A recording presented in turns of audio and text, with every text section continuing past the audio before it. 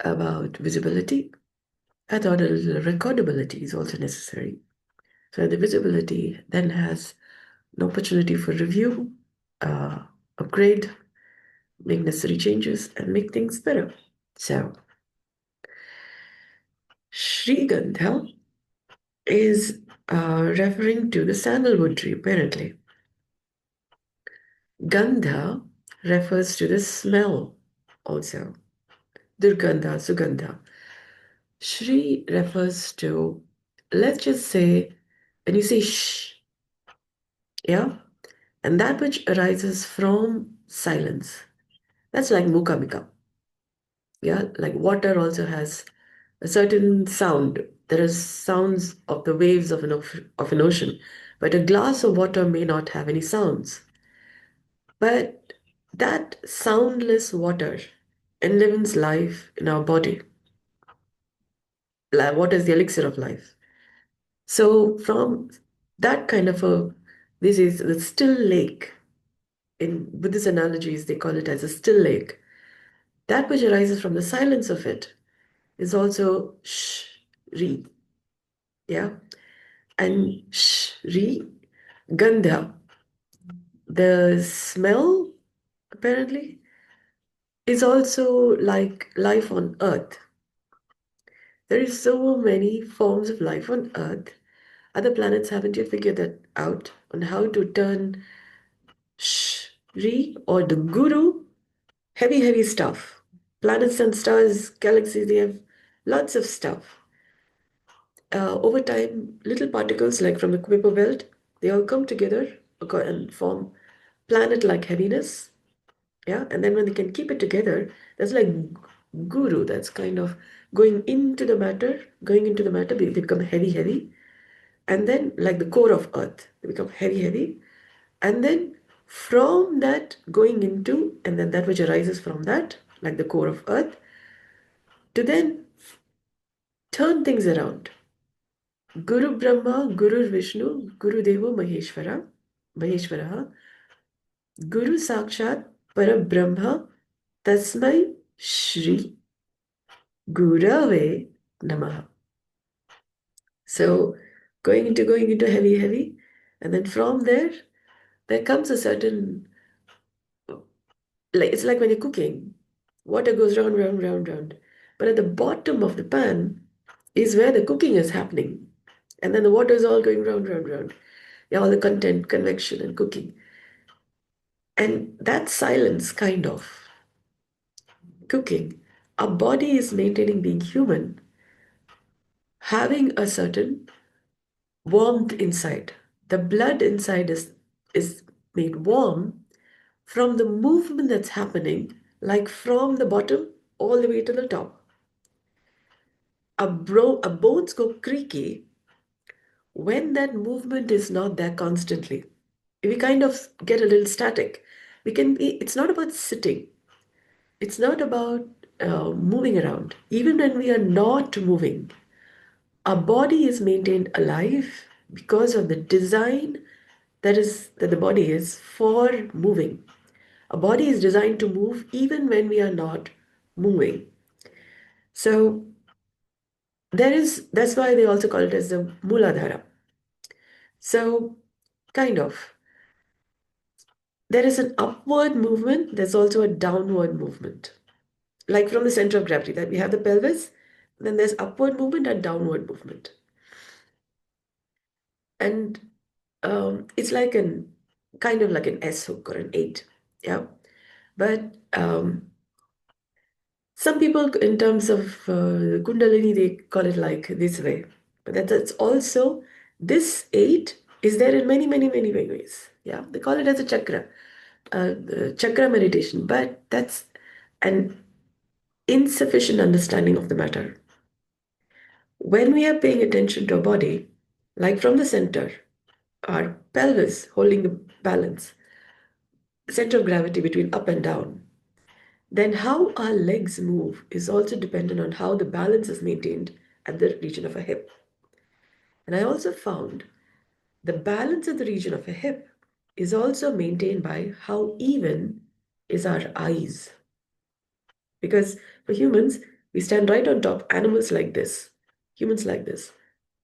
Trees and plants, I think they have eyes all over the place. I don't know which is the case. Yeah. Um, and so they are maintaining altitude, and then they have their roots to maintain groundness. The as strong as the roots are, that much strong the shoots are. Yeah. For humans, we are kind of like in between plants, animals, and microbes. We stand upright like trees, but we move. And we also move in all kinds of directions like microbes. So neither animals, yeah, because this animal is standing up like this, neither plant because we are moving, and neither microbes because we are not just creepy crawling. Yeah, we are also having amoebic properties. For example, when we feel safe, then we make our next move. But at the same time, we are not necessarily only eating scavenging thing. If we have meat eating practices and we are stuck in those food habits, chances are we have a few concerns. We may be stuck in one or the other microbial practices. We may be scavenging microbes, or, well, there is gut microbiome. Yeah. So, according to what is the kind of germs that's inside your body, you are tending to eat more of that or tending to have those properties. But maintaining being human is a different species from microbes, plants, and animals. Yeah. The combination of them, it also has microbes also formed from earth, water, fire, spirit, space. So that makes for an interesting combination on how to maintain being human. I found there is something called as a ray of creation. Yeah. Where it comes from nothing, spirit, air, um, water, fire, earth, microbes, um, microbes, plants, no, microbes, plants, animals, then humans. That's like 11, yeah. But when that is kind of, when we eat animals, it's like we're eating ancestors. And when we eat plants, we are eating one step before that. Like there was intelligence, the intelligence before being animals. When we are very close to, since we are very close to animals, we tend to have animal behavior when we eat animals because we can't see the difference as clearly unless we have developed that discernment. But then still, we continued, our body has genetic proximity, kind of epigenetic proximity with animals. So, why is this important? Human beings have evolved over time, over several cycles of evolution, to be standing upright with eyes forward, yeah, head right on top, on a slender neck, yeah, and maintaining balance at the pelvis, apparently, with upward movement, phototrophy, and gravitrophy. Plants are having their shoots on top of the surface, and roots are down. We are walking with the roots and shoot. Yeah, on the on surface of Earth and maintaining that balance, which makes it very interesting. Yeah, an organism. And then, um, so when we say ShriGandha, given that our human body formed from so many gurus, yeah, other planets haven't yet figured out how to have Earth-like composition. And Earth, over time, several cycles of evolution formed humans. Humans formed after several cycles of civilization. So since we have formed from so many guru, we also have to remember where all our human body came from. So everybody is our parents, one or the other forms of parents.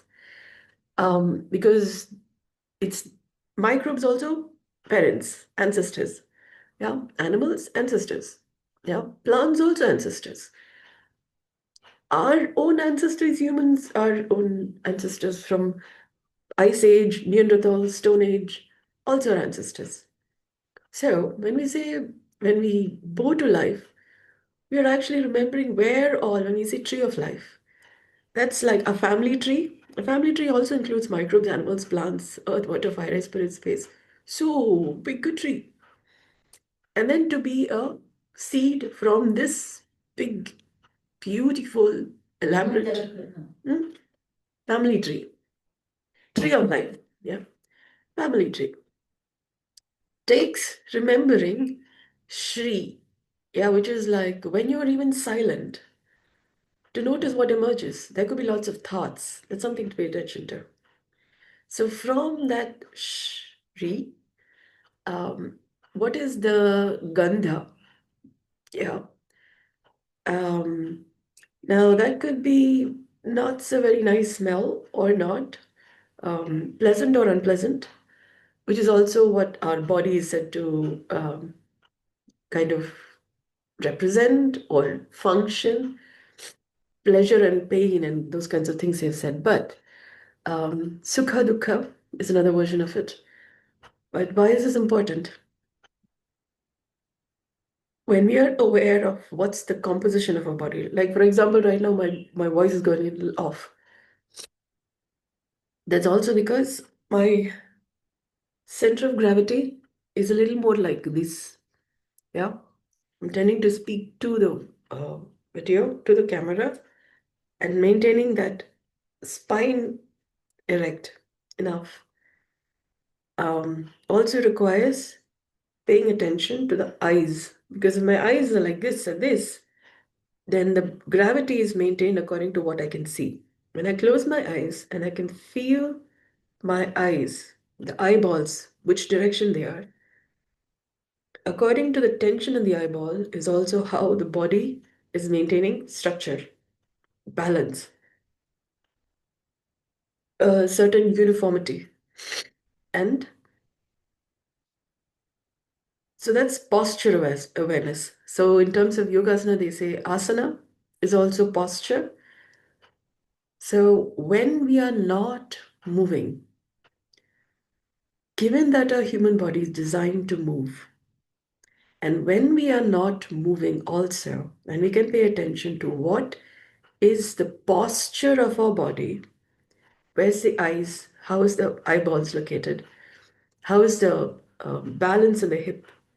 When you're sitting or standing, are the hips even? Because that would talk about internal tensegrity, the tension, the integrity through the tensions in the body. When there is a certain balance, we are less likely to fall anytime soon. Yeah. So when we are maintaining between front and back, do we tend to, when we close our eyes, do we tend to move this way or tend to just go like that? There will be sometimes ear imbalance. So in that sense, asana would also be, so I'm talking in terms of a movementless yoga. I call it as nirbija yoga, which is um, fundamental, foundational yoga. When we are not even moving, there's a yoga that's already happening from already having a body that's human. Human bodies maintain a certain yoga because of which we are maintaining being human. Otherwise, our behavior could become like animals or plants or microbes. Our ways of thinking, what we do with life, could evolve or evolve. So to notice now, a human, each of us have come from our own family trees. Yeah. So to become to have healthier sperm and ovum, to be healthier sperm and ovum from the family tree we came from, paying attention to our own composition, bodily composition, mental, behavioral, thought lines, um, logical, intuitive ways of thinking, but intellect also. So let's just say Annamaya Kosha, a bodily composition from made from food. Pranamaya Kosha, which is our composition of a body from breath. Is our breath tending to go up and down? Yeah. So that would also talk about the health of a body made of breath. Cells also breathe. Tissues, organs, organ systems, everything breathes. How is their breath also determines health of the body. So the food we eat forms a certain body. Excuse me. Come with this nipple. But that also happens when I'm online, I suppose, a little bit. There's a certain online effect on the body. So I come all healthy here and then get a little sick. But we have the internet over time to be able to communicate across boundaries. So you would say existential challenge. Yeah, now that we have the internet, how then do we survive the internet? Or we can feed into, say, ChatGPT or other kinds of AI forms and communicate what works, what doesn't work. And over time, have intelligenter internet, intelligenter communication systems, because this formed over several cycles of evolution. Yeah, from computer, from brick-sized telephones to computer to internet. So that is also Vijnanamaya Kosha. How intelligently we live our life. How we, instead of surviving life, what do we do to work with how life is to make things better? That's also ShriGandha Conscience. Yeah. But again, since we have come from so many cycles of evolution, yeah, to remember where our life came from, we would write on papers, yeah, or on leaves, to now we are typing on a screen. So that is gone. How do you do that?